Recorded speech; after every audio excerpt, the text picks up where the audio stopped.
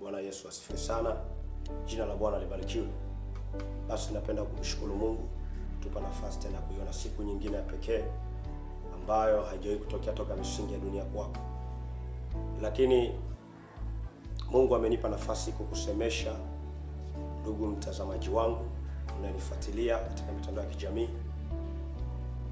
Kuna mambo ambayo kimsingi kwa mtu aliyeokoka, hasa kwa nyakati tulizonazo, ni mambo ya msingi sana kuyajua, na ni mambo ya msingi sana kama Mkristo kuyaishi.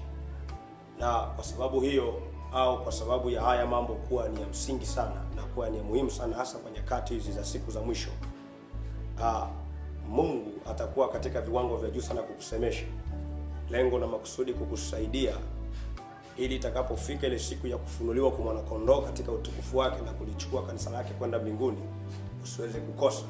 Maana katika Ibrania akasema, kaliko ahadi ya kuingia ndani mwako, Bwana hataki kukosa. Bwana asifiwe sana.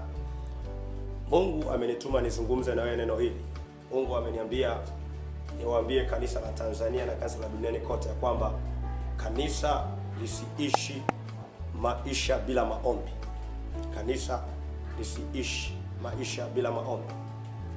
Kama mtu uliokoka mwenye safari ya kwenda mbinguni, na safari kwenda mbinguni, Yesu akawaambia wanafunzi wake kwenye kitabu cha Luka 18 mstari wa kwanza ya kwamba imewapasa kumwomba Mungu siku zote wala wasikate tamaa. Bwana asifiwe sana. Maana yake nini? Maombi ni sehemu ya maisha ya mtu aliyokoka, lakini pia katika kuomba kuna mambo yanayokatisha tamaa. Lakini Yesu akawaambia wanafunzi wake wasikate tamaa, wanatakiwa kudumu katika kuomba. Kwa nini Roho Bwana anazungumza na kanisa la Tanzania na kanisa la duniani kote kwa habari ya maombi? Bwana asifiwe sana. Ina sababu kadhaa za kukueleza kwa ufupi ili ambazo zinaweza kukusaidia ukaelewa. Sababu namba moja, kuna uhusiano mkubwa sana wa kimaandalizi kwa ajili ya ufalme wa Mungu na maombi.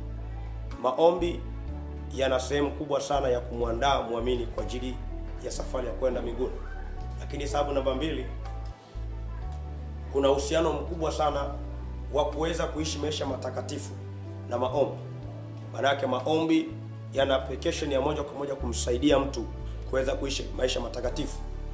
Lakini pia sababu nyingine, kuna uhusiano mkubwa sana wa mtu kuyafanya mapenzi ya Mungu pamoja na maombi. Kwa maombi yanaweza kumsaidia Mkristo akaweza kufanya mapenzi ya Mungu bila majuto, bila taabu. Mungu akitujalia wakati mwingine nitaendelea kutafafanua hizi pointi tatu ambazo nimezizungumza hapa. Mungu akubariki sana. Unaweza kusubscribe